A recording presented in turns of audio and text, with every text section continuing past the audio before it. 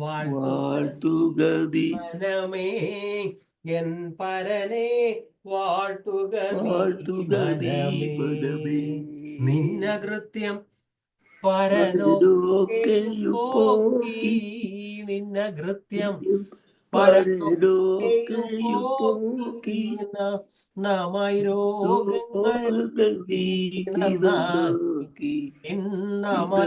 രോഗങ്ങൾ നീക്കി നന്നാക്കി വാഴ്ത്തുക നീ മനമേ എൻ പരനെ വാഴ്ത്തുക നീ മനമേ വാഴ്ത്തുക നീ മനമേ എൻ പരനെ വാഴ്ത്തുക നീ മനമേ നന്മയാൽ വായ്ക്കവൻ തൃപ്തിയെ തന്നു നന്മയാൽ വായ്ക്കവൻ തൃപ്തിയെ തന്നു നവ്യമാക്കുന്നു നിൻ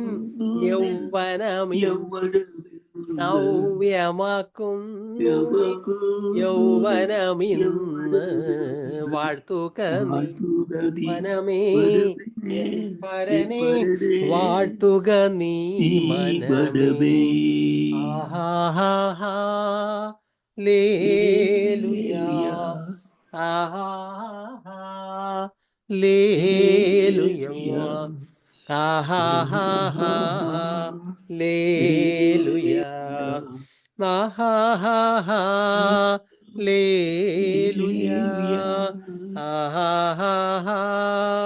ലേലുയാ ആഹാ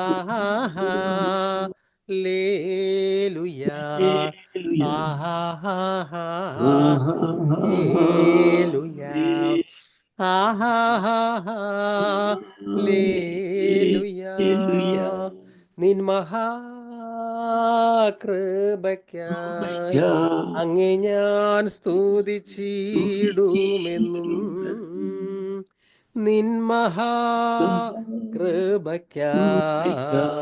അങ്ങേ ഞാൻ സ്തുതിച്ചിടുമെന്നും നീ പരിശുദ്ധൻ നീ എന്നും സ്തുത്യൻ ദൈവമേ നീ മാത്രം യോഗ്യന ആരാധനയും സ്തുതി ബഹുമാനവും സ്വീകരിപ്പാനെന്നും നീ യോഗ്യന ആരാധനയും സ്തുതി ബഹുമാനവും സ്വീകരിപ്പാനെന്നും നീ യോഗ്യന ആരാധനയും സ്തുതി ബഹുമാനവും സ്വീകരിപ്പാനെന്നും നീ യോഗ്യനാം നീ എന്നും യോഗ്യൻ നീ എന്നും യോഗ്യൻ ദൈവത്തിൻ കുഞ്ഞാടേ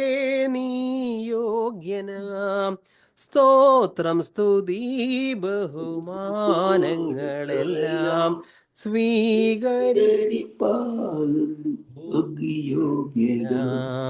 നീ എന്നും യോഗ്യൻ നീ എന്നും യോഗ്യൻ ദൈവത്തിൻ കുഞ്ഞാടേ നീ യോഗ്യനാം സ്തോത്രം സ്തുതി ബഹുമാനങ്ങളെല്ലാം സ്വീകരിപ്പാനെന്നും നീ യോഗ്യനാം നീ എന്നും യോഗ്യൻ നീ എന്നും യോഗ്യൻ ദൈവത്തിൻ കുഞ്ഞാടേ നീ യോഗ്യനാം സ്തോത്രം സ്തുതി ബഹുമാനങ്ങളെല്ലാം സ്വീകരിപ്പാനെന്നും നീ യോഗ്യനാം.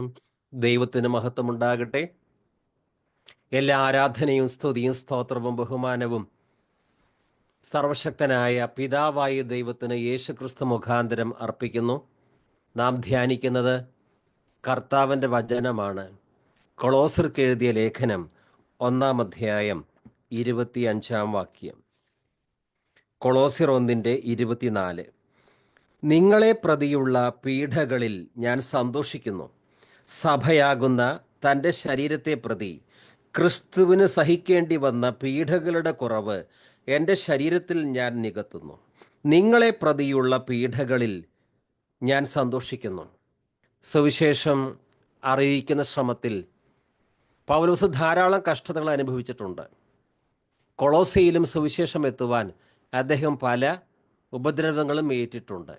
പക്ഷേ കർത്താവിൻ്റെ വചനം പ്രചരിപ്പിക്കുന്ന ശ്രമത്തിൽ അദ്ദേഹം സ്വീകരിച്ച കഷ്ടതകളൊന്നും തന്നെ നിരാശപ്പെടുത്തുന്ന കഷ്ടതകളല്ല. പിന്നെയോ നിങ്ങളെ പ്രതിയുള്ള കഷ്ടങ്ങളിൽ ഞാൻ സന്തോഷിക്കുന്നു. സഭയാകുന്ന തൻ്റെ ശരീരത്തെ പ്രതി ക്രിസ്തുവിന് സഹിക്കേണ്ടി വന്ന പീഡകളുടെ കുറവ് എൻ്റെ ശരീരത്തിൽ ഞാൻ നികത്തുന്നു. അപ്പസ്തോലനായ പൗലോസ് തൻ്റെ ശരീരത്തിൽ ധാരാളം പീഡകളേറ്റവനാണ്. കല്ലേറ് കൊണ്ടിട്ടുണ്ട്, ചാട്ടയടി സ്വീകരിച്ചിട്ടുണ്ട്, പട്ടിണി കിടന്നിട്ടുണ്ട്. എന്നാൽ പൗലോസ് അനുഭവിച്ച അത്തരം കഷ്ടങ്ങൾ പൗലോസിനോ നമുക്കോ ആത്മരക്ഷ കൊടുക്കുന്നില്ല. യേശുക്രിസ്തു കാൽവരി ക്രൂശിൽ അനുഭവിച്ച പീഡകളാണ് നമുക്ക് ആത്മരക്ഷ തരുന്നത്. അവിടുത്തെ അടിപ്പിണരുകളാൽ നാം പാപസൗഖ്യം പ്രാപിച്ചിരിക്കുന്നു. ഒരിടത്തും ബൈബിളിൽ പൗലോസ് ഏറ്റ അടികളാൽ നമുക്ക് പാപസൗഖ്യം കിട്ടിയിരിക്കുന്നു എന്ന് എഴുതിയിട്ടില്ല. മറിയമാകട്ടെ, പത്രോസാകട്ടെ, ആര് തന്നെയാകട്ടെ, അവരുടെ ശരീരത്തിൽ എന്തെല്ലാം കഷ്ടതകൾ സ്വീകരിച്ചാലും ആ കഷ്ടതകൾക്ക് മറ്റാരെയും പാപക്ഷമയിലേക്ക്, നിത്യജീവനിലേക്ക് നയിക്കാനുള്ള കെൽപ്പില്ല.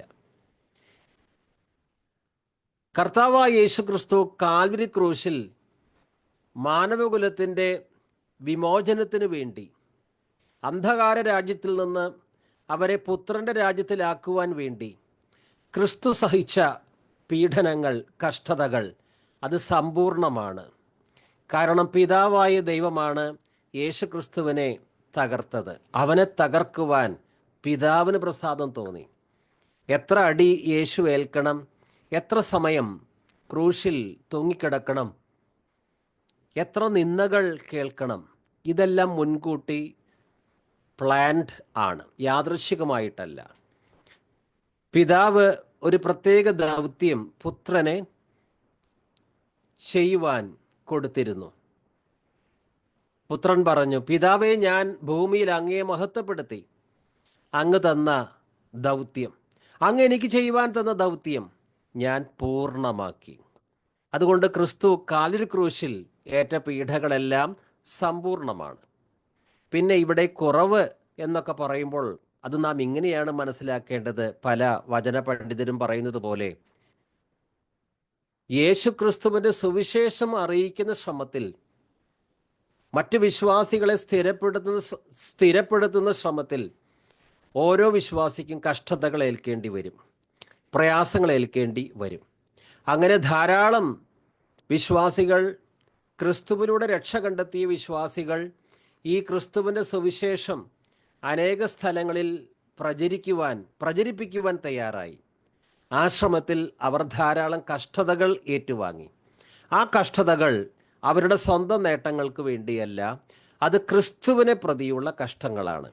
അങ്ങനെ ധാരാളം വിശ്വാസികളും സുവിശേഷകന്മാരും ക്രിസ്തുവിനെ പ്രതി സുവിശേഷ നിമിത്തം കഷ്ടത ഏറ്റുവാങ്ങുവാൻ തയ്യാറായതുകൊണ്ടാണ് ലോകത്തിൽ ഇന്ന് ഇത്രയെങ്കിലും ക്രിസ്ത്യാനികൾ ഉള്ളത്.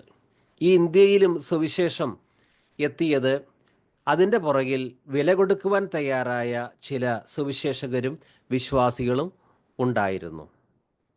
ക്രിസ്തു ക്രൂശിൽ കിടന്ന് പറയുകയാണ്, യോഹന്നാൻ 19:30, യേശു വിനാഗിരി സ്വീകരിച്ചിട്ട് പറഞ്ഞു, എല്ലാം പൂർത്തിയായിരിക്കുന്നു. അവൻ തല ചായ്ച്ച്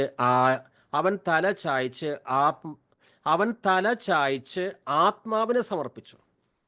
എന്തെങ്കിലും ഒന്ന് പൂർത്തിയാക്കാതെ എന്നെക്കൊണ്ട് ഇത്ര മാത്രമേ സാധിക്കൂ, 75% ഞാൻ പൂർത്തിയാക്കി, ബാക്കി എൻ്റെ ഭക്തന്മാർ പൂർത്തിയാക്കിക്കൊള്ളും, അങ്ങനെ പറഞ്ഞിട്ടല്ല ക്രിസ്തു മരിച്ചത്. പിന്നെയോ യേശു വിനാഗിരി സ്വീകരിച്ചിട്ട് പറഞ്ഞു, എല്ലാം പൂർത്തിയായിരിക്കുന്നു. അവൻ തല ചായ്ച്ച് ആത്മാവിനെ സമർപ്പിച്ചു. ക്രൂശ് മരണം, അതിനു മുമ്പുള്ള ക്രിസ്തുവിൻ്റെ സമർപ്പണ ജീവിതം, ഒരിക്കൽ പോലും സ്വന്തം ഇഷ്ടം ചെയ്യാതെ എപ്പോഴും പിതാവിന് കീഴ്വഴങ്ങിയുള്ള ജീവിതം, അത് സമ്പൂർണമായിരുന്നു. ഒരു പാപവും ചെയ്തില്ല. ലോകക്കാരോട് വെല്ലുവിളിച്ചു, ഞാൻ പാപം ചെയ്തിട്ടുണ്ടെന്ന് നിങ്ങൾക്ക് ചൂണ്ടിക്കാണിക്കാമോ? ആർക്കും കഴിഞ്ഞില്ല. ക്രിസ്തു ദൈവത്തിൻ്റെ പുത്രനാണ്. ഈ പ്രപഞ്ചം അവൻ മുഖാന്തരമാണ് ഉളവായത് എങ്കിൽ രക്ഷാകര ദൗത്യത്തിന് വേണ്ടി മനുഷ്യവർഗത്തെ പിതാവായ ദൈവത്തോട് രമ്യതപ്പെടുത്തുവാൻ ക്രിസ്തു ക്രൂശിൽ സഹിച്ച പീഡകൾ ഭാഗികമല്ല, സമ്പൂർണമാണ്. എല്ലാം പൂർത്തിയായിരിക്കുന്നു. യോഹന്നാൻ 19:30 വായിച്ചത്. യേശു വിനാഗിരി സ്വീകരിച്ചിട്ട് പറഞ്ഞു, എല്ലാം പൂർത്തിയായിരിക്കുന്നു. അവൻ തല ചായ്ച്ച് ആത്മാവിനെ സമർപ്പിച്ചു. ക്രിസ്തു സഹിച്ച ആ പീഡനങ്ങളെക്കുറിച്ച് 4 സുവിശേഷങ്ങളിലും നാം വായിക്കുന്നുണ്ട്. ഒരു ഭാഗം വായിക്കുന്നു, മത്തായി 27:27 തൊട്ട്. അനന്തരം ദേശാധിപതിയുടെ പടയാളികൾ യേശുവിനെ പ്രത്തോറിയത്തിലേക്ക് കൊണ്ടുപോയി സൈന്യവിഭാഗത്തെ മുഴുവൻ അവനെതിരെ അണിനിരത്തി. അവർ അവൻ്റെ വസ്ത്രം ഉരിഞ്ഞു മാറ്റി ഒരു ചുവന്ന പുറങ്കുപ്പായം അണിയിച്ചു. ഒരു മുൾക്കിരീടം മെടഞ്ഞ് അവൻ്റെ ശിരസിൽ വെച്ചു. വലത്ത് കൈയിൽ ഒരു ഞാങ്ങണയും കൊടുത്തു. അവൻ്റെ മുമ്പിൽ മുട്ടുകുത്തിക്കൊണ്ട്, യഹൂദന്മാരുടെ രാജാവേ സ്വസ്തി എന്ന് പറഞ്ഞ് അവർ അവനെ പരിഹസിച്ചു. അവർ അവൻ്റെ മേൽ തുപ്പുകയും ഞാങ്ങണ എടുത്ത് അവൻ്റെ ശിരസിൽ അടിക്കുകയും ചെയ്തു. അവനെ പരിഹസിച്ചതിന് ശേഷം പുറങ്കുപ്പായം അഴിച്ചു മാറ്റി അവൻ്റെ വസ്ത്രം വീണ്ടും ധരിപ്പിച്ച് കുരിശിൽ തറയ്ക്കാൻ കൊണ്ടുപോയി. അവർ പോകുന്ന വഴി ശിമയോൻ എന്ന ഒരു കുറേനക്കാരനെ കണ്ടുമുട്ടി. യേശുവിൻ്റെ കുരിശ് ചുമക്കുവാൻ അവർ അവനെ നിർബന്ധിച്ചു. തലയോടിടം എന്നർത്ഥമുള്ള ഗോൽഗോഥായിലെത്തിയപ്പോൾ അവർ അവനെ കയ്പ് കലർത്തിയ വീഞ്ഞ് കുടിക്കാൻ കൊടുത്തു. അവനത് രുചിച്ചു നോക്കിയെങ്കിലും കുടിക്കാൻ ഇഷ്ടപ്പെട്ടില്ല. അവനെ ക്രൂശിൽ തറച്ചതിന് ശേഷം അവർ അവൻ്റെ വസ്ത്രങ്ങൾ കുറിയിട്ട് ഭാഗിച്ചെടുത്തു. അനന്തരം അവർ അവിടെ അവന് കാവലിരുന്നു. ഇവൻ യഹൂദന്മാരുടെ രാജാവായ യേശുവാണ് എന്ന ആരോപണം അവർ അവൻ്റെ ശിരസിന് മുകളിൽ എഴുതി വച്ചു. അവനോടുകൂടെ 2 കവർച്ചക്കാരെയും അവർ കുരിശിൽ തറച്ചു, ഒരുവനെ വലത്തും അപരനെ ഇടത്തും.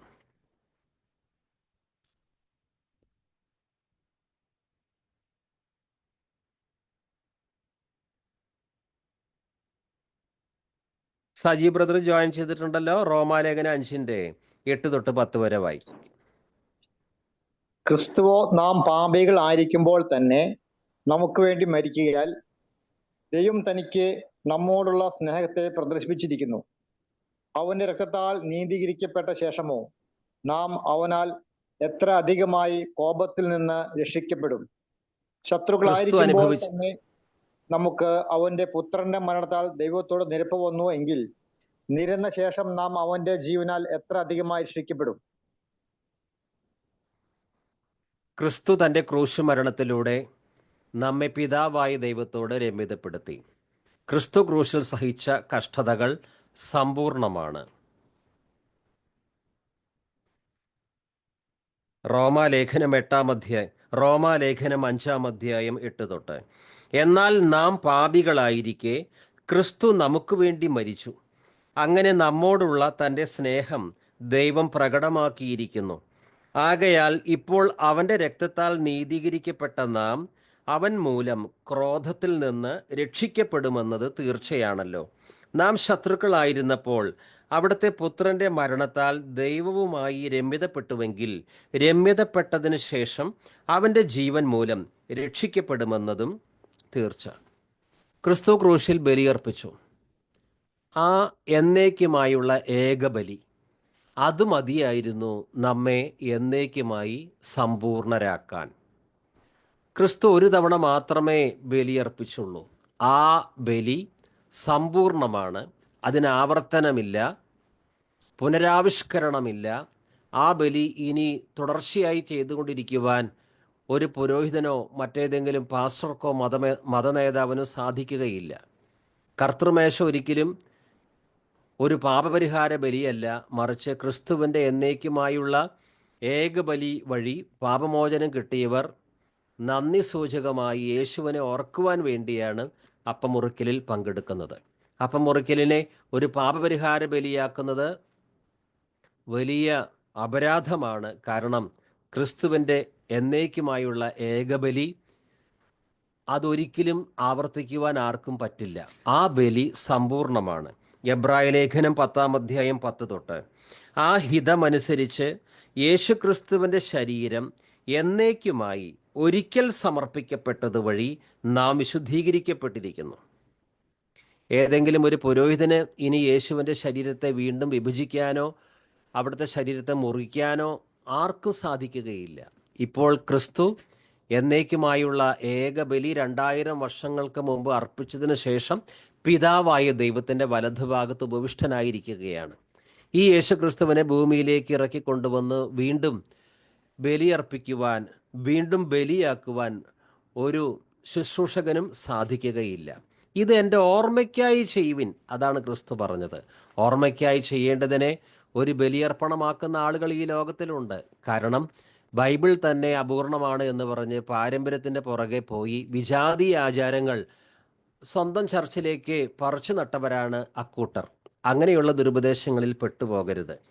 എബ്രായ ലേഖനം 10-ന്റെ 10 തൊട്ട് ആ ഹിതമനുസരിച്ച് യേശുക്രിസ്തുവിൻ്റെ ശരീരം എന്നേക്കുമായി ഒരിക്കൽ സമർപ്പിക്കപ്പെട്ടത് വഴി നാം വിശുദ്ധീകരിക്കപ്പെട്ടിരിക്കുന്നു. പാപങ്ങൾ അകറ്റാൻ കഴിവില്ലാത്ത ബലികൾ ആവർത്തിച്ചർപ്പിച്ചുകൊണ്ട്, ഇത് പഴയ നിയമത്തിലെ പുരോഹിതരെയാണ് ഉദ്ദേശിക്കുന്നത്, പാപങ്ങൾ അകറ്റാൻ കഴിവില്ലാത്ത ബലികൾ ആവർത്തിച്ചർപ്പിച്ചുകൊണ്ട് ഓരോ പുരോഹിതനും ഓരോ ദിവസവും ശുശ്രൂഷ ചെയ്യുന്നു. എന്നാൽ അവനാകട്ടെ പാപങ്ങൾക്ക് വേണ്ടി എന്നേക്കുമായുള്ള ഏകബലി അർപ്പിച്ചു കഴിഞ്ഞപ്പോൾ, ഇതിനൊരു റിപ്പീറ്റേഷൻ ഇല്ല, ഇതിന് ഒരു പുനരാവിഷ്കരണമില്ല ക്രിസ്തുവിൻ്റെ ബലിക്ക്. കാരണം പാപങ്ങൾക്ക് വേണ്ടി എന്നേക്കുമായുള്ള ഏകബലി അർപ്പിച്ചു കഴിഞ്ഞപ്പോൾ അതൊരു ഫിനിഷ്ഡ് വർക്കാണ്. ഇനി അതിനോടൊന്നും കൂട്ടാനോ അതൊരു നാടകം പോലെ ആവിഷ്കരിക്കാനോ ആവർത്തിക്കാനോ ആരും ശ്രമിക്കരുത്. അത് പാപമാണ്. അവനാകട്ടെ പാപങ്ങൾക്ക് വേണ്ടി എന്നേക്കുമായുള്ള ഏകബലി അർപ്പിച്ചു കഴിഞ്ഞപ്പോൾ ദൈവത്തിൻ്റെ വലത്തുഭാഗത്ത് ഉപവിഷ്ടനായി ശത്രുക്കളെ തൻ്റെ പാദപീഠമാക്കുവോളം അവൻ കാത്തിരിക്കുന്നു. വിശുദ്ധീകരിക്കപ്പെട്ടവരെ അവൻ ഏകബലി സമർപ്പണം വഴി എന്നേക്കുമായി പരിപൂർണരാക്കിയിരിക്കുന്നു. ആ ഒറ്റ ബലി മതി. അവൻ ഏകബലി സമർപ്പണം വഴി വിശുദ്ധീകരിക്കപ്പെട്ടവരെ എന്നേക്കുമായി പരിപൂർണരാക്കിയിരിക്കുന്നു. എബ്രായ ലേഖനം 9-12 അവൻ അവിടെ പ്രവേശിച്ച് നിത്യരക്ഷ സാധിച്ചത് കോലാടുകളുടെയോ കാളക്കിടാക്കളുടെയോ രക്തത്തിലൂടെയല്ല, സ്വന്തം രക്തത്തിലൂടെയാണ്. അവൻ ക്രിസ്തു അവിടെ പ്രവേശിച്ച് നിത്യരക്ഷ സാധിച്ചത്. ആർക്കാണ് നിത്യരക്ഷ കർത്താവ് നേടിക്കൊടുത്തത്? നമുക്കാണ്. യേശുവിനെ കർത്താവ് രക്ഷിതാവുമായി സ്വീകരിച്ച് നമുക്കാണ് നിത്യരക്ഷ നേടിത്തന്നത്. എങ്ങനെ? എന്നേക്കുമായുള്ള ഏകബലി സമർപ്പണം വഴി, ആ ക്രൂശിലെ യാഗം വഴി. അവൻ അവിടെ പ്രവേശിച്ചു നിത്യരക്ഷ സാധിച്ചത് കോലാടുകളുടെയോ കാളക്കിടാക്കളുടെയോ രക്തത്തിലൂടെയല്ല. പഴയ നിയമത്തിൽ പാപപരിഹാരത്തിന് വേണ്ടി കോലാടുകളുടെയും കാളക്കിടാക്കളുടെയും രക്തം ചൊരിഞ്ഞിരുന്നു. കാരണം രക്തം ചൊരിയാതെ വിമോചനമില്ല. പക്ഷേ ഈ യാഗത്തിൻ്റെ പ്രത്യേകത എന്താണ്? അവൻ അവിടെ പ്രവേശിച്ച് നിത്യരക്ഷ സാധിച്ചത് കോലാടുകളുടെയോ കാളക്കിടാക്കളുടെയോ രക്തത്തിലൂടെയല്ല, സ്വന്തം രക്തത്തിലൂടെയാണ്. നാം ധ്യാനിക്കുന്നത് കൊളോസ്യ ലേഖനം 1:24 വീണ്ടും വായിക്കുന്നു. കൊളോസ്യർ 1:24 നിങ്ങളെ പ്രതിയുള്ള പീഡകളിൽ ഞാൻ സന്തോഷിക്കുന്നു. സഭയാകുന്ന തൻ്റെ ശരീരത്തെ പ്രതി ക്രിസ്തുവിന് സഹിക്കേണ്ടി വന്ന പീഡകളുടെ കുറവ് എൻ്റെ ശരീരത്തിൽ ഞാൻ നികത്തുന്നു.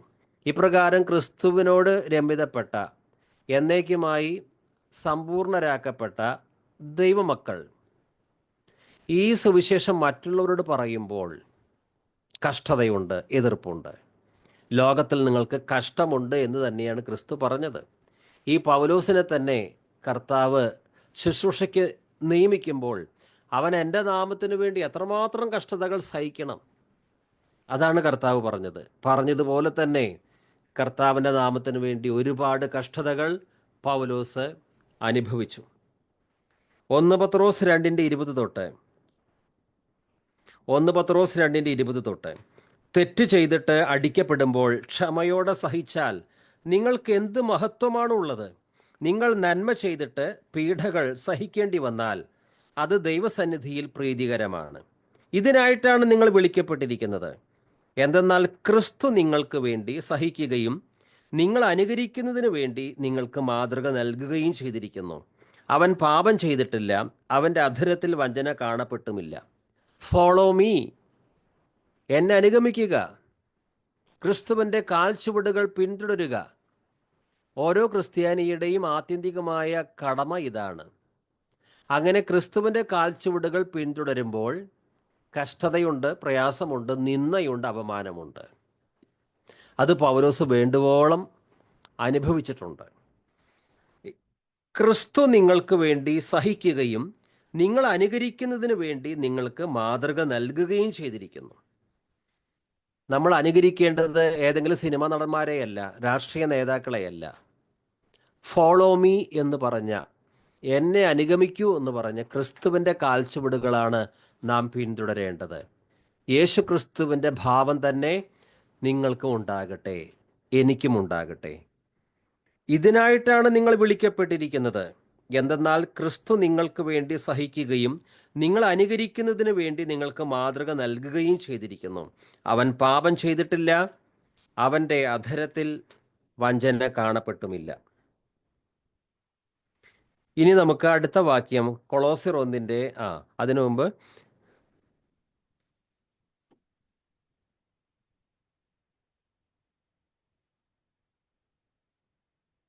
കൊളോസ്യർ 1:24 വായിക്കാം ബ്രദറെ. ഇപ്പോൾ ഞാൻ നിങ്ങൾക്ക് വേണ്ടിയുള്ള കഷ്ടാനുഭവങ്ങളിൽ സന്തോഷിച്ച് ക്രിസ്തുവിന്റെ കഷ്ടങ്ങളിൽ കുറവായുള്ളത് എന്റെ ജഡത്തിൽ സഭയായ അവന്റെ ശരീരത്തിന് വേണ്ടി പൂരിപ്പിക്കുന്നു. കൊളോസ്യ 1:24 വീണ്ടും വായിക്കുന്നു. നിങ്ങളെ പ്രതിയുള്ള പീഡകളിൽ ഞാൻ സന്തോഷിക്കുന്നു. സഭയാകുന്ന തൻ്റെ ശരീരത്തെ പ്രതി ക്രിസ്തുവിന് സഹിക്കേണ്ടി വന്ന പീഡകളുടെ കുറവ് എൻ്റെ ശരീരത്തിൽ ഞാൻ നികത്തുന്നു.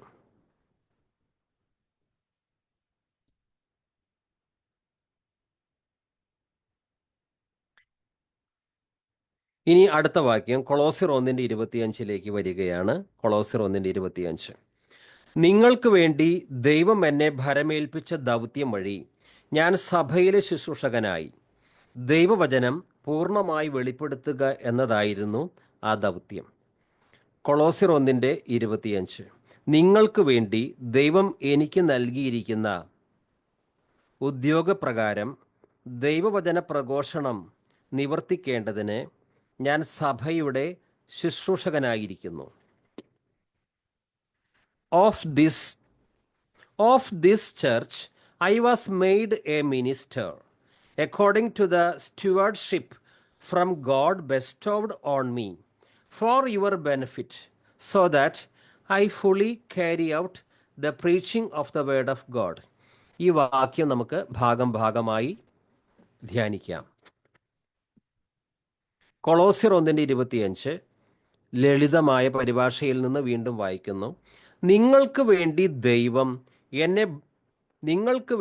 ദൈവം എന്നെ ഭരമേൽപ്പിച്ച ദൗത്യം വഴി ഞാൻ സഭയിലെ ശുശ്രൂഷകനായി ദൈവവചനം പൂർണ്ണമായി വെളിപ്പെടുത്തുക എന്നതായിരുന്നു ആ ദൗത്യം. ഈ വാക്യത്തിൽ ആദ്യം പറയുന്നത്, നിങ്ങൾക്ക് വേണ്ടി ദൈവം എന്നെ ഭരമേൽപ്പിച്ച ദൗത്യം വഴി ഞാൻ സഭയിലെ ശുശ്രൂഷകനായി. Of this church I was made a minister. ഇവിടെ പൗലോസ് ഈ ലേഖനത്തിൽ ആവർത്തിച്ച് പറയുന്നുണ്ട്, ദൈവം എന്നെ സഭയിലെ ശുശ്രൂഷകനായി, മിനിസ്റ്ററായി നിയമിച്ചു. ഞാൻ സ്വയമായി ഈ പദവി നേടിയെടുത്തതല്ല.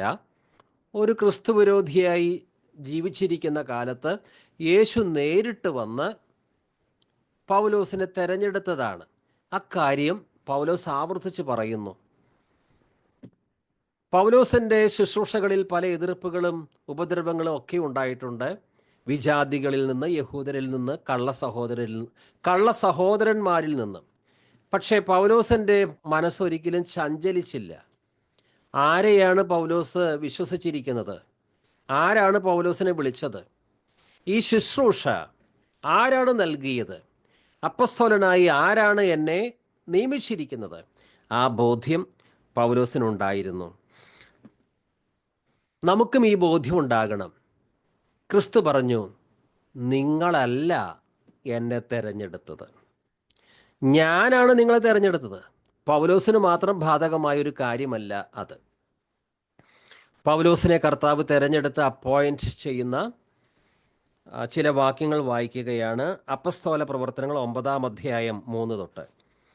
അവൻ യാത്ര ചെയ്ത് ദമാസ്കസിനെ സമീപിച്ചപ്പോൾ പെട്ടെന്ന് ആകാശത്തിൽ നിന്ന് ഒരു മിന്നലൊളി അവൻ്റെ മേൽ പതിച്ചു. അവൻ നിലം പതിച്ചു. ഒരു സ്വരം തന്നോട് ഇങ്ങനെ ചോദിക്കുന്നതും കേട്ടു, സാവൂൾ സാവൂൾ, നീ എന്തിന് എന്നെ ഉപദ്രവിക്കുന്നു? അവൻ ചോദിച്ചു, കർത്താവേ, അങ്ങ് ആരാണ്? അപ്പോൾ ഇങ്ങനെ മറുപടി ഉണ്ടായി, നീ ഉപദ്രവിക്കുന്ന യേശുവാണ് ഞാൻ. എഴുന്നേറ്റ് നഗരത്തിലേക്ക് പോവുക, നീ എന്താണ് ചെയ്യേണ്ടതെന്ന് അവിടെ വെച്ച് നിന്നെ അറിയിക്കും. ഇനി അനനിയാസിനോട് പൗലോസ് ചെയ്യേണ്ടത് എന്താണ് കർത്താവ് വെളിപ്പെടുത്തുന്നുണ്ട്. അപ്പസ്തോല പ്രവർത്തനങ്ങൾ 9:15 തൊട്ട്. അപ്പസ്തോല പ്രവർത്തനങ്ങൾ 9:15 തൊട്ട്. കർത്താവ് അവനോട് പറഞ്ഞു, അനനിയാസിനോട് പറഞ്ഞു, നീ പോവുക, വിജാതീയരുടെയും രാജാക്കന്മാരുടെയും ഇസ്രായേൽ മക്കളുടെയും മുമ്പിൽ എൻ്റെ നാമം വഹിക്കാൻ തിരഞ്ഞെടുക്കപ്പെട്ട പാത്രമാണ് അവൻ. ആരാണ് ഈ പാത്രം? പൗലോസ്. വിജാതീയരുടെയും രാജാക്കന്മാരുടെയും ഇസ്രായേൽ മക്കളുടെയും മുമ്പിൽ എൻ്റെ നാമം വഹിക്കാൻ തിരഞ്ഞെടുക്കപ്പെട്ട പാത്രമാണ് അവൻ. ആരാ തിരഞ്ഞെടുത്തത്? യേശുവാണ് തിരഞ്ഞെടുത്തത്. എൻ്റെ നാമത്തെ പ്രതി അവൻ എത്രമാത്രം സഹിക്കേണ്ടി വരുമെന്ന് അവന് ഞാൻ കാണിച്ചു കൊടുക്കും. പൗലോസിനെ ഈ ശുശ്രൂഷയ്ക്ക് നിയമിക്കുമ്പോൾ പൗലോസിൻ്റെ ജോലി എന്താണ് എന്ന് പറയുന്നുണ്ട്. വിജാതീയരുടെയും രാജാക്കന്മാരുടെയും ഇസ്രായേൽ മക്കളുടെയും മുമ്പിൽ എൻ്റെ നാമം വഹിക്കാൻ തിരഞ്ഞെടുക്കപ്പെട്ട പാത്രം. അതുമാത്രമല്ല, എൻ്റെ നാമത്തെ പ്രതി അവൻ എത്രമാത്രം സഹിക്കേണ്ടി വരുമെന്ന് അവന് ഞാൻ കാണിച്ചു കൊടുക്കും. നമ്മുടെയും ഈ ക്രിസ്തീയ ജീവിതത്തിൽ പല എതിർപ്പുകൾ, നിന്ദകളൊക്കെ വരും. പക്ഷേ എന്നെ തെരഞ്ഞെടുത്തത്, എന്നെ നിയമിച്ചത് ആരാണ്? ആ ബോധ്യം നമുക്കുണ്ടെങ്കിൽ പതറുകയില്ല.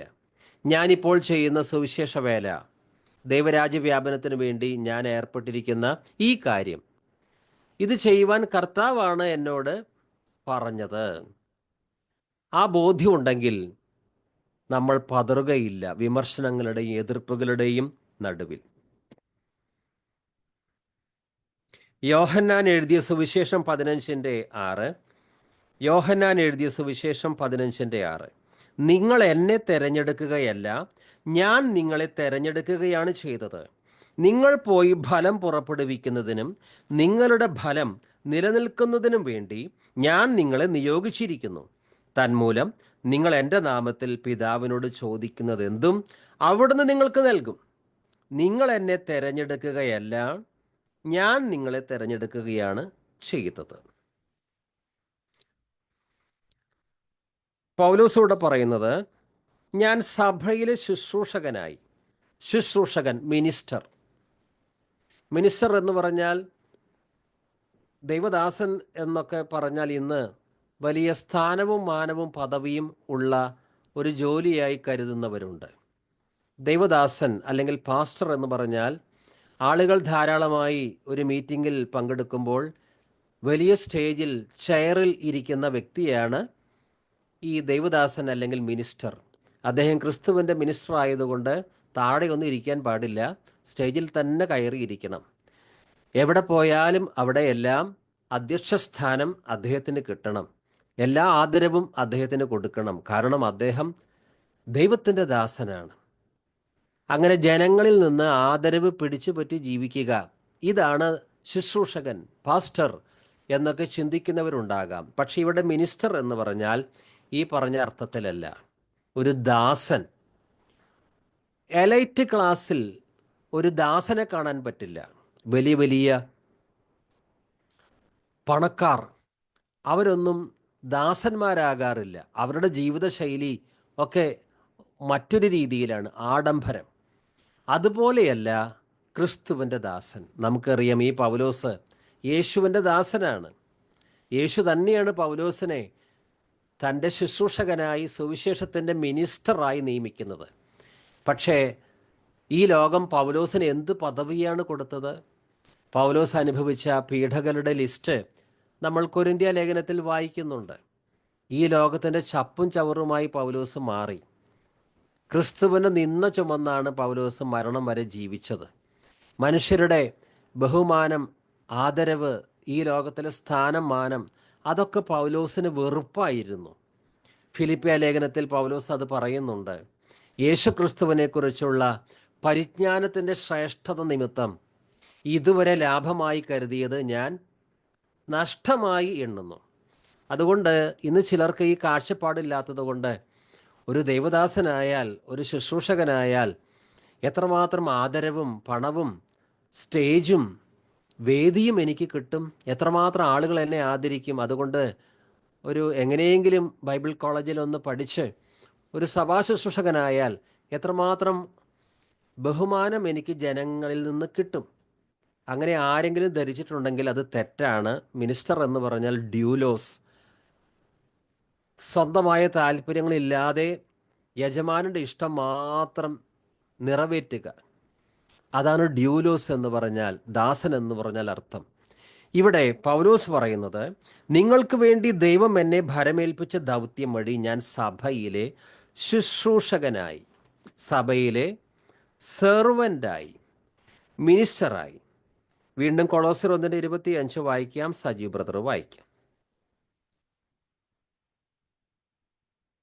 സജീവ് ബ്രദർ ഇല്ല, പോയോ? ഉണ്ട്. നിങ്ങൾക്ക് വേണ്ടി ദൈവം എനിക്ക് നൽകിയിരിക്കുന്ന ഉദ്യോഗപ്രകാരം ദൈവവചന ഘോഷണം നിവർത്തിക്കേണ്ടതിന് ഞാൻ സഭയുടെ ശുശ്രൂഷകനായിരിക്കുന്നു. കൊളോസ്യർ 1:25 നമ്മൾ വായിക്കുന്നത്. നിങ്ങൾക്ക് വേണ്ടി ദൈവം എന്നെ ഭരമേൽപ്പിച്ച ദൗത്യം വഴി ഞാൻ സഭയിലെ ശുശ്രൂഷകനായി ദൈവവചനം പൂർണ്ണമായി വെളിപ്പെടുത്തുക എന്നതായിരുന്നു ആ ദൗത്യം. നിങ്ങൾക്ക് വേണ്ടി. ആർക്ക് വേണ്ടി? ആർക്കാണ് ഈ ലേഖനം എഴുതുന്നത്? കൊളോസ്യ സഭയിലെ വിശ്വാസികൾ. നിങ്ങൾക്ക് വേണ്ടി ദൈവം എന്നെ ഭരമേൽപ്പിച്ച ദൗത്യം വഴി ഞാൻ സഭയിലെ ശുശ്രൂഷകനായി, according to the steward from God bestowed on me for your benefit. Paulose ആരാണ്? സ്റ്റ്യൂവാർഡാണ്, കാര്യവിചാരകനാണ്. യജമാനന് വേണ്ടി കാര്യങ്ങളെല്ലാം ഭംഗിയായി ചെയ്യുവാൻ നിയമിക്കപ്പെട്ട ഒരു കാര്യസ്ഥൻ, ഒരു സ്റ്റ്യൂവാർഡാണ്. ഒരു കാര്യവിചാരകനിൽ നിന്ന് എന്താണ് പ്രതീക്ഷിക്കുന്നത്? എല്ലാ കാര്യങ്ങളിലും അവൻ വിശ്വസ്തനായിരിക്കണം. കാരണം അവനെ കാര്യവിചാരകനായി നിയമിച്ച യജമാനനോട് കണക്ക് ബോധിപ്പിക്കുവാൻ അവൻ ബാധ്യസ്ഥനാണ്.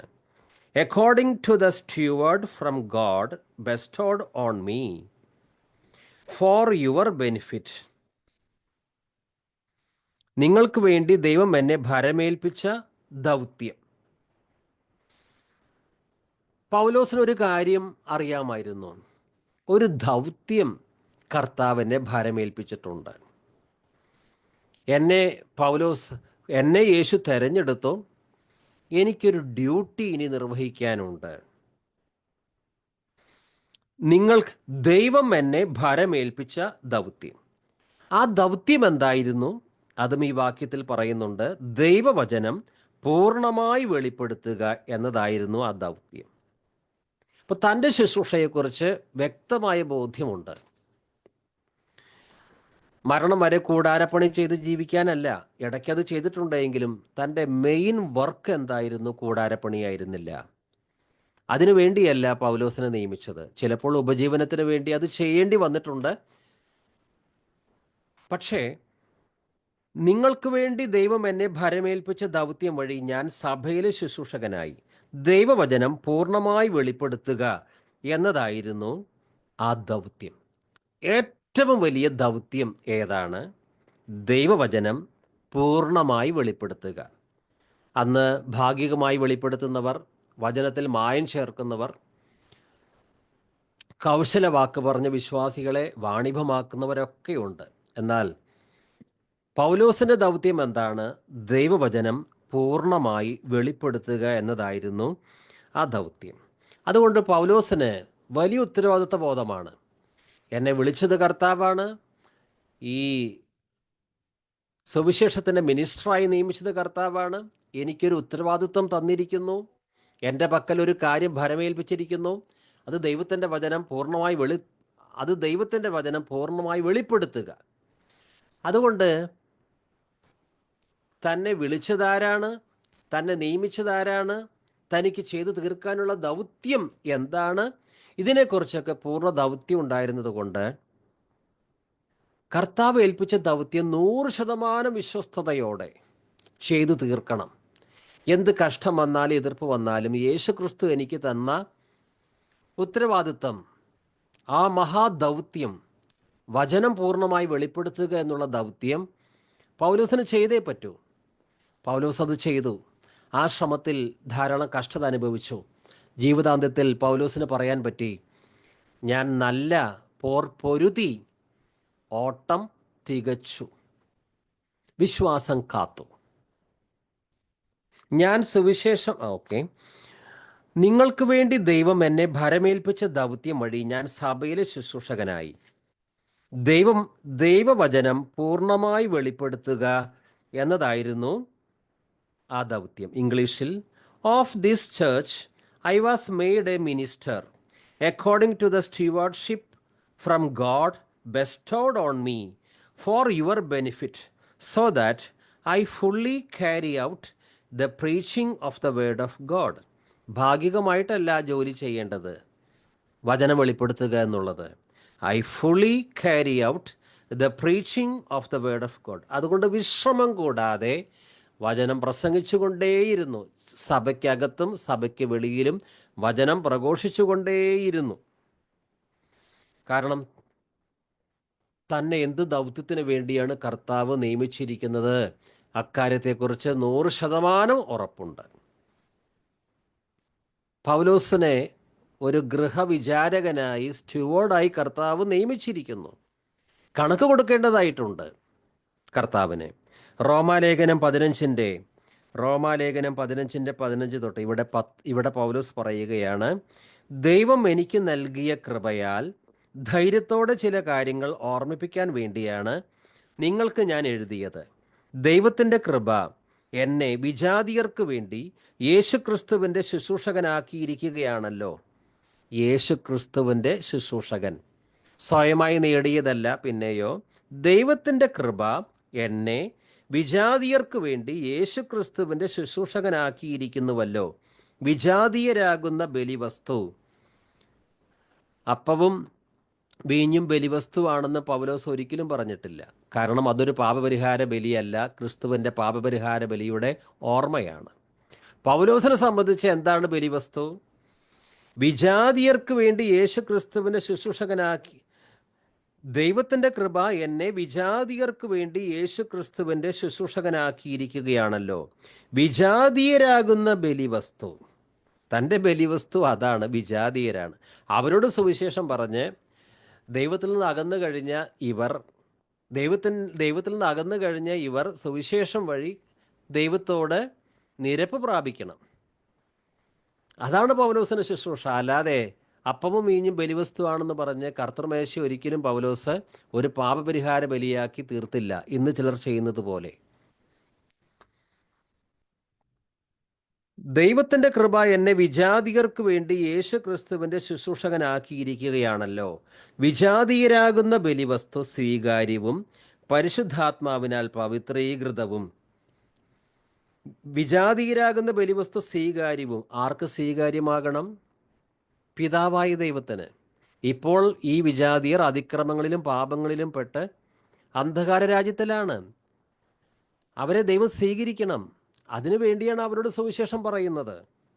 വിജാതീയരാകുന്ന ബലിവസ്തു സ്വീകാര്യവും പരിശുദ്ധാത്മാവിനാൽ പവിത്രീകൃതവും ആകാൻ വേണ്ടി ഞാൻ ദൈവത്തിൻ്റെ സുവിശേഷത്തിന് പുരോഹിത ശുശ്രൂഷ ചെയ്യുന്നു.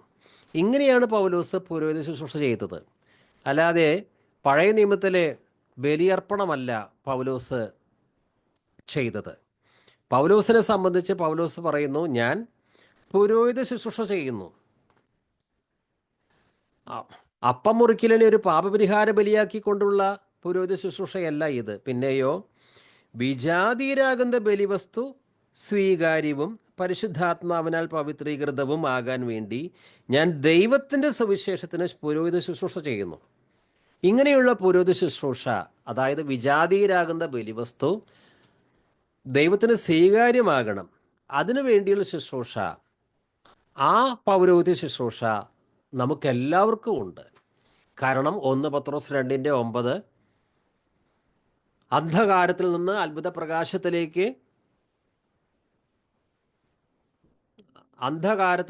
പ്രകാശത്തിലേക്കാണ് കർത്താവ് നമ്മളെ വിളിച്ചത്. അതുകൊണ്ട് നാം രാജകീയ പുരോഹിതരാണ്, വിശുദ്ധ വംശമാണ്. നമ്മുടെ ഡ്യൂട്ടി എന്താണ്? അന്ധകാരത്തിൽ നിന്ന് അത്ഭുത പ്രകാശത്തിലേക്ക് എത്തപ്പെട്ട നമ്മൾ അന്ധകാരത്തിൽ കിടക്കുന്നവരോട് സുവിശേഷം പറഞ്ഞ് അവരെ പിതാവായ ദൈവത്തോട് ക്രിസ്തു മുഖാന്തരം രമ്യതപ്പെടുത്തുക. ഇതാണ് നമ്മുടെ പൗരോഹിത്യ വേല. അല്ലാതെ അപ്പം മുറിക്കൽ ഒരിക്കലും ഒരു പാപപരിഹാര ബലിയല്ല, അത് ഓർമ്മയ്ക്കായി ചെയ്യാനുള്ളതാണ്.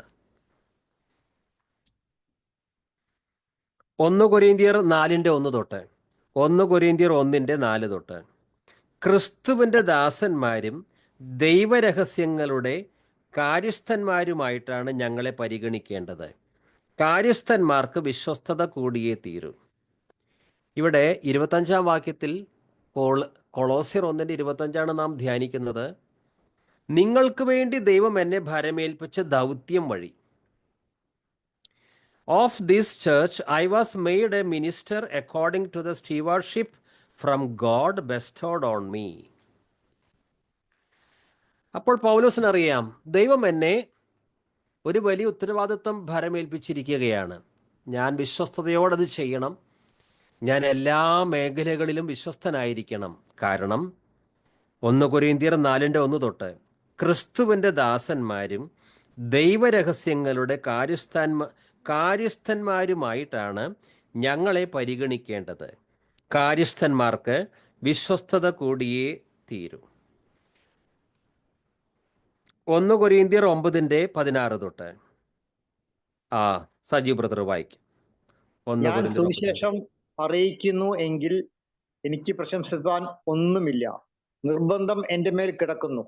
ഞാൻ സുവിശേഷം അറിയിക്കുന്നില്ല എങ്കിൽ എനിക്ക് അയ്യോ കഷ്ടം. ഞാനത് മനഃപൂർവ്വം നടത്തുന്നു എങ്കിൽ എനിക്ക് പ്രതിഫലമുണ്ട്. മനഃപൂർവ്വം അല്ലെങ്കിലും കാര്യം എങ്കിൽ ഭരമേൽപ്പിച്ചിരിക്കുന്നു.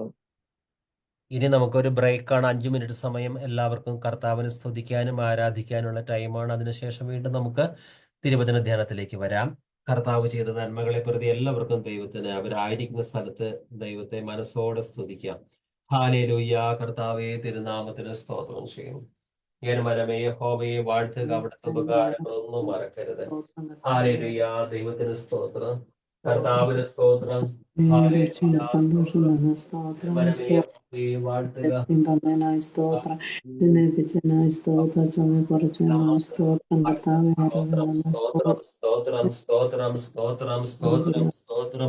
പരിശുദ്ധനായ കർത്താവിന് സ്തോത്രം. എല്ലാ മഹത്വം അങ്ങേക്ക്, എല്ലാ മഹത്വം അങ്ങേക്ക്, എല്ലാ മഹത്വം അങ്ങേക്ക്, എല്ലാ മഹത്വം അങ്ങേക്ക്.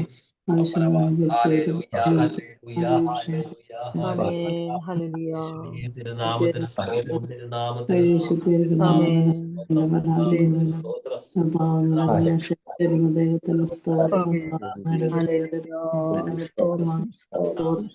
ഒരു രക്ഷയുടെ ആശ്വാസം സ്തോത്രം, ഒരു പ്രത്യാശ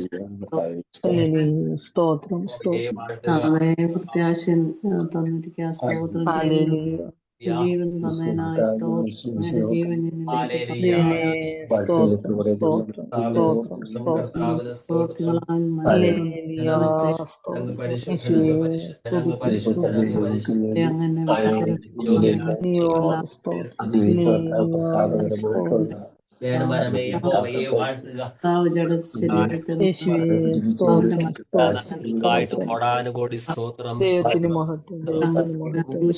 രക്തം കൊണ്ട് സമാധാനം ഭൂമിയിലുള്ള സുഖത്തിലുള്ള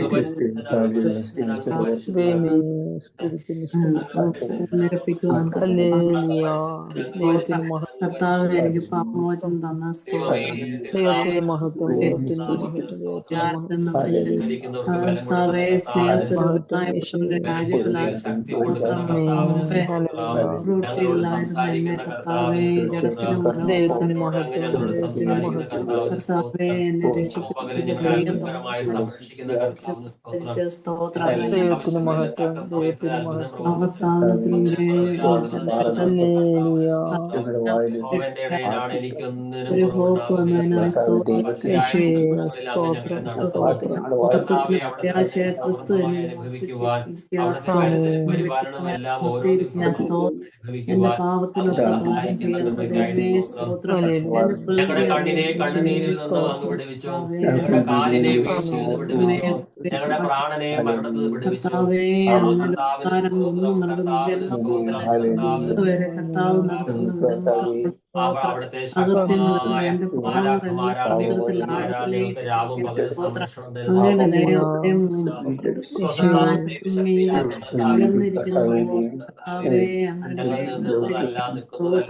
ഉദയാസ്തമത്തോട് അകന്നിരിക്കുന്ന എനിക്ക് വേണ്ടി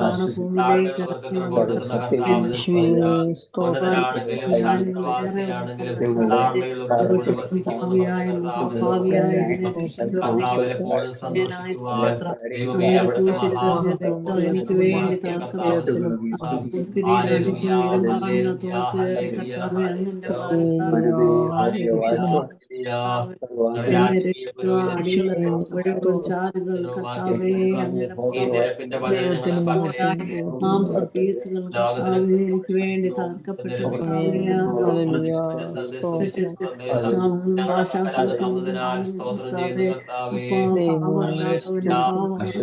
വേണ്ടി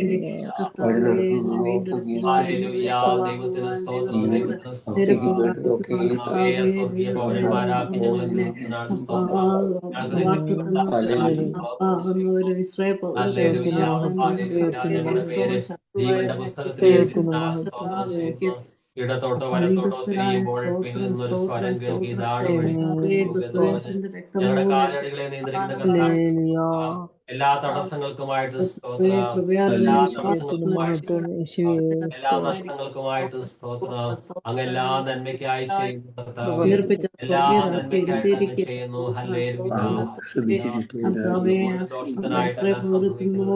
ഒന്നുപോലെ ദോഷത്തിനായിട്ട്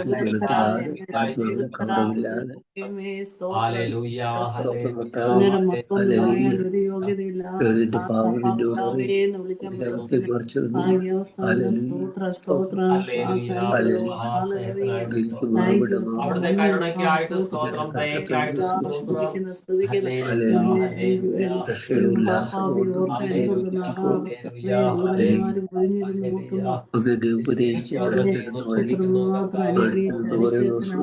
ആരാധനയ്ക്ക് യോഗ്യരായവനെ പരിശുദ്ധൻ, അങ്ങ് പരിശുദ്ധൻ, അങ്ങ് പരിശുദ്ധൻ, അങ്ങ് പരിശുദ്ധൻ, അങ്ങ് പരിശുദ്ധൻ, അങ്ങ് പരിശുദ്ധൻ. ഹല്ലേലൂയ, ഹല്ലേലൂയ, സ്തോത്രം, സ്തോത്രം, hallelujah, hallelujah, hallelujah, hallelujah, hallelujah, hallelujah, hallelujah, hallelujah, hallelujah.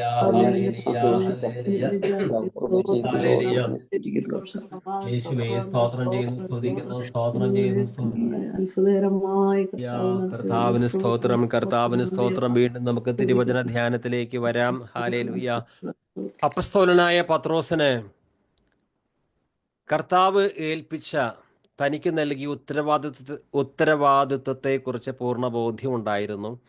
അതുകൊണ്ട് ഏതു വിധേനയും കർത്താവ് തനിക്ക് നൽകിയ ദൗത്യം ഭാഗികമായിട്ടല്ല 100% തികയ്ക്കണമെന്ന് പൗലോസിന് ആഗ്രഹമുണ്ട്. ആ ആഗ്രഹം നിറവേറി. നല്ല പോർ പൊരുതി എൻ്റെ ഓട്ടം പൂർത്തിയാക്കി. 1 കൊരിന്ത്യർ 9:16 തൊട്ട്, ഞാൻ സുവിശേഷം പ്രസംഗിക്കുന്നെങ്കിൽ അതിലെനിക്ക് അഹംഭാവത്തിന് വകയില്ല. അതെൻ്റെ കടമയാണ്.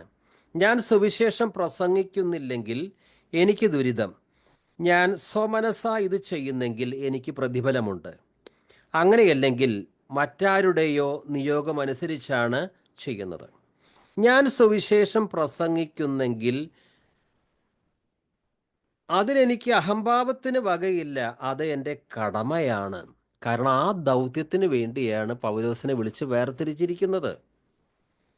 ഗലാത്യ ലേഖനം 2:7 തൊട്ട് പരിച്ഛേദിതർക്കുള്ള സുവിശേഷം പത്രോസിന് എന്നതുപോലെ അപരിച്ഛേദിതർക്കുള്ള സുവിശേഷം എനിക്ക് ഏൽപ്പിക്കപ്പെട്ടിരിക്കുന്നു. പൗലോസിനറിയാം തൻ്റെ ശുശ്രൂഷ മേഖല ഏതാണ്. പരിച്ഛേദിതർക്കുള്ള സുവിശേഷം പത്രോസിന് എന്നതുപോലെ അപരിച്ഛേദിതർക്കുള്ള സുവിശേഷം എനിക്ക് ഏൽപ്പിക്കപ്പെട്ടിരിക്കുന്നു എന്നവർ മനസ്സിലാക്കി. എന്തെന്നാൽ പരിച്ഛേദിതർക്കുള്ള പ്രേഷിതത്വം പത്രോസിലൂടെ നിറവേറ്റുന്നവൻ തന്നെ വിജാതിയർക്ക് വേണ്ടി എന്നിലൂടെ പ്രവർത്തിക്കുന്നു. 1 പത്രോസ് 4:10 തൊട്ട് ഓരോരുത്തനും തനിക്ക് കിട്ടിയ ദാനത്തെ ദൈവത്തിൻ്റെ വിവിധ ദാനങ്ങളുടെ ഉത്തമനായ കാര്യസ്ഥൻ എന്ന നിലയിൽ മറ്റെല്ലാവർക്കും വേണ്ടി ഉപയോഗിക്കട്ടെ. ഓരോരുത്തനും തനിക്ക് കിട്ടിയ ദാനത്തിൻ്റെ, ഈ ശുശ്രൂഷയും ദൈവത്തിൻ്റെ ദാനമാണ്. ദൈവമാണ് പൗലോസിനെ ദൈവകൃപയാൽ ഈ ശുശ്രൂഷയ്ക്ക് നിയമിച്ചത്. ഓരോരുത്തനും തനിക്ക് കിട്ടിയ ദാനത്തെ ദൈവത്തിൻ്റെ വിവിധ ദാനങ്ങളുടെ ഉത്തമനായ കാര്യസ്ഥൻ എന്ന നിലയിൽ, ഇത് നമുക്കും ബാധകമാണ്. നമ്മുടെ കയ്യിലും ദൈവം ചിലത് ഏൽപ്പിച്ചിട്ടുണ്ട്. അത് ആ താലന്ത് വിശ്വസ്തയോടെ കൈകാര്യം ചെയ്യണം. കാരണം ഒടുവിൽ കണക്ക് ചോദിക്കും. കാര്യവിചാരകൻ എപ്പോഴും കണക്ക് ബോധിപ്പിക്കുവാൻ കടപ്പെട്ടവനാണ്. ഓരോരുത്തരും തനിക്ക് കിട്ടിയ ദാനത്തെ ദൈവത്തിൻ്റെ വിവിധ ദാനങ്ങളുടെ ഉത്തമനായ കാര്യസ്ഥൻ എന്ന നിലയിൽ മറ്റെല്ലാവർക്കും വേണ്ടി ഉപയോഗിക്കട്ടെ. മറ്റുള്ളവരുടെ നന്മയാണ്, അതിനുവേണ്ടിയാണ് ഈ ദാനങ്ങളെല്ലാം, താലന്തുകളെല്ലാം ഉപയോഗിക്കേണ്ടത്. പൗലോസ് പറയുന്നുണ്ട്, ക്രിസ്തുവിൻ്റെ കാര്യമല്ല സ്വന്തം കാര്യം നോക്കുന്ന ആളുകളെക്കുറിച്ച്. എന്നാൽ 1-ാം നൂറ്റാണ്ടിൽ സ്വന്തം കാര്യം നോക്കാതെ ക്രിസ്തുവിൻ്റെ കാര്യം നോക്കിയ അനേക വിശുദ്ധരുണ്ടായിരുന്നു. അതിലൊരാളാണ് പൗലോസും തിമോത്തിയോസും, അതുപോലെ എപ്പഫ്രാസും തീത്തോസും ഒക്കെ. ഓരോരുത്തരും തനിക്ക് കിട്ടിയ ദാനത്തെ ദൈവത്തിൻ്റെ വിവിധ ദാനങ്ങളുടെ ഉത്തമനായ കാര്യസ്ഥൻ എന്ന നിലയിൽ മറ്റെല്ലാവർക്കും വേണ്ടി ഉപയോഗിക്കട്ടെ. പ്രസംഗിക്കുന്നവൻ ദൈവത്തിൻ്റെ അരുളപ്പാട് നൽകുന്നവനെ പോലെ പ്രസംഗിക്കട്ടെ. ശുശ്രൂഷിക്കുന്നവൻ ദൈവത്തിൽ നിന്ന് ലഭിച്ച ശക്തി കൊണ്ട് എന്ന പോലെ ശുശ്രൂഷിക്കട്ടെ. അങ്ങനെ എല്ലാ കാര്യങ്ങളിലും ദൈവം യേശുക്രിസ്തുവിലൂടെ മഹത്വപ്പെടട്ടെ. മഹത്വവും ആധിപത്യവും എന്നും എന്നേക്കും അവനുള്ളതാണ്. ആമേൻ. പൗലോസ് ഒരു കാര്യത്തിൽ മാത്രം ശ്രദ്ധ കേന്ദ്രീകരിക്കുകയാണ്. ഫിലിപ്പിയ ലേഖനത്തിലും അദ്ദേഹം പറയുന്നുണ്ട്, ഒന്ന് ഞാൻ ചെയ്യുന്നു, പിന്നിലുള്ളത് മറന്ന്. 100 കാര്യങ്ങൾ ഒരേ തവണ, 100 കാര്യങ്ങൾ ഒരു തവണ ചെയ്താൽ ഒന്നും വിജയകരമായി ചെയ്യാൻ പറ്റില്ല. ഒന്ന് ഞാൻ ചെയ്യുന്നു.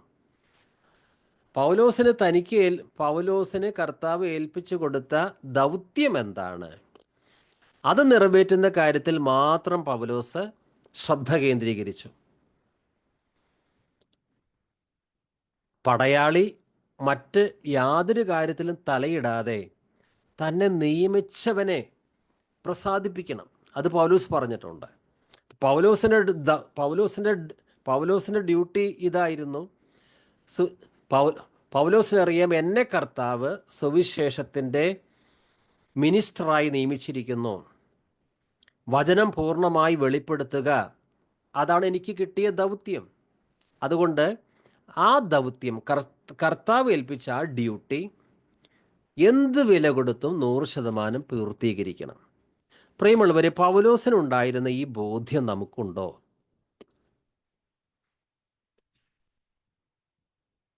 കൊളോസ്യ 1:25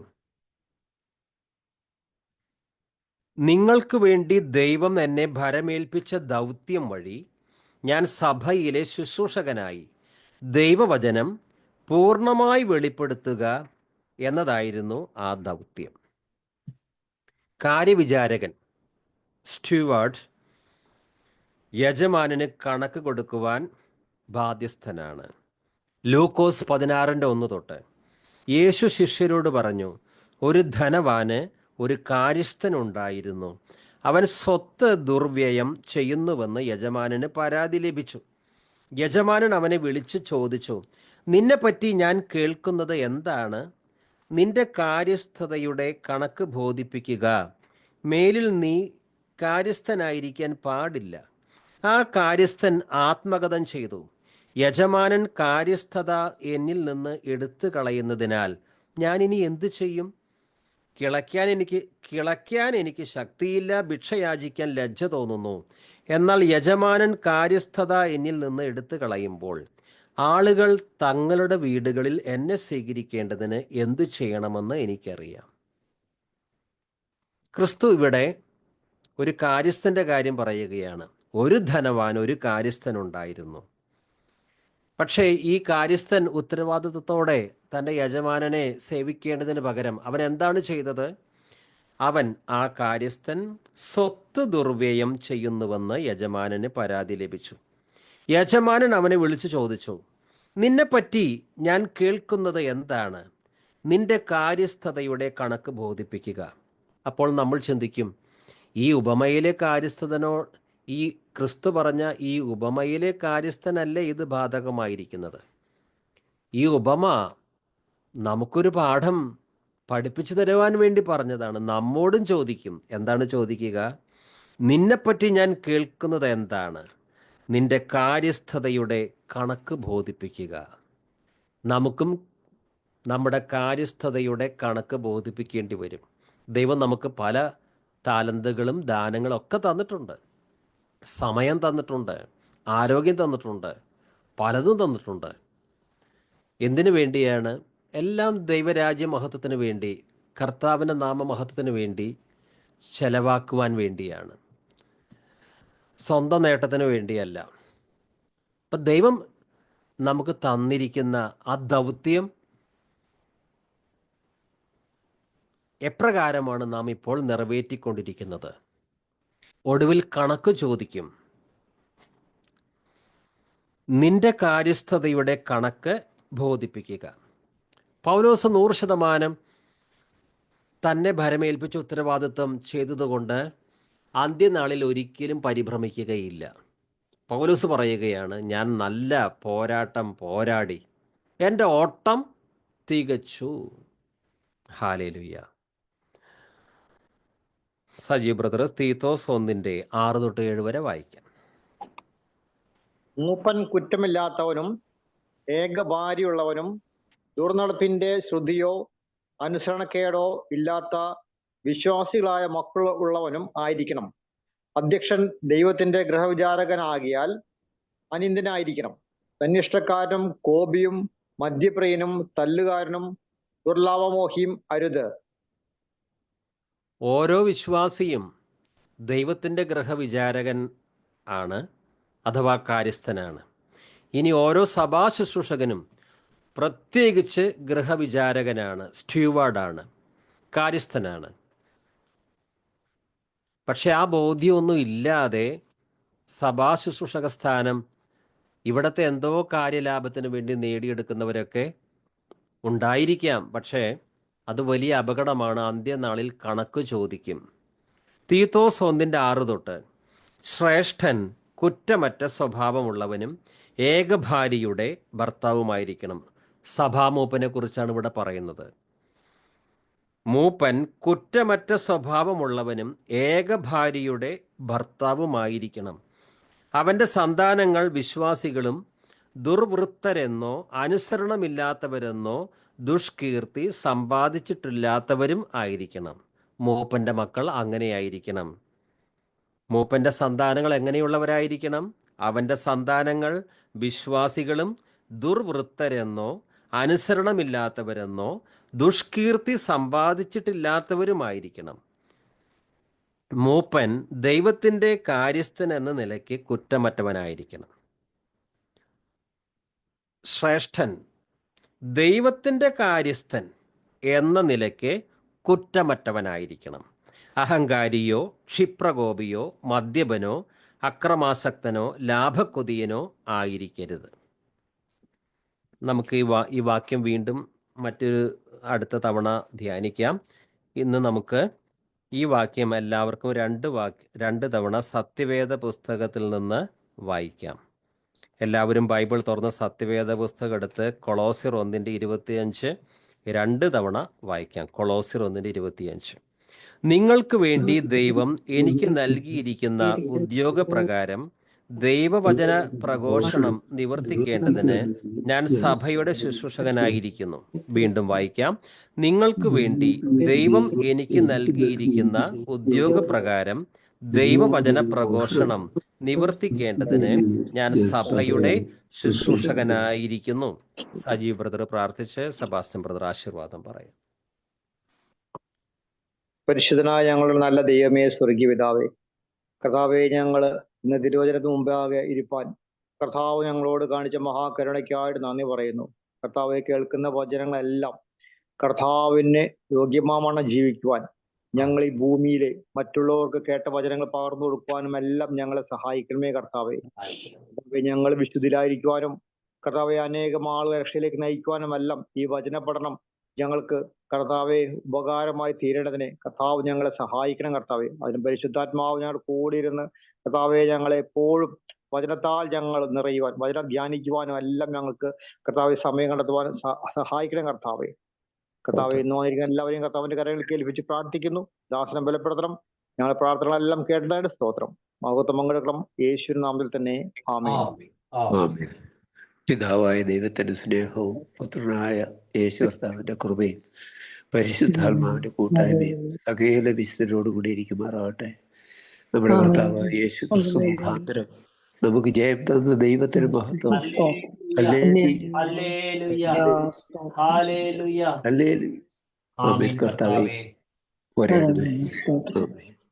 കർത്താവ് നമ്മെല്ലാവരെയും അനുഗ്രഹിക്കുമാറാകട്ടെ.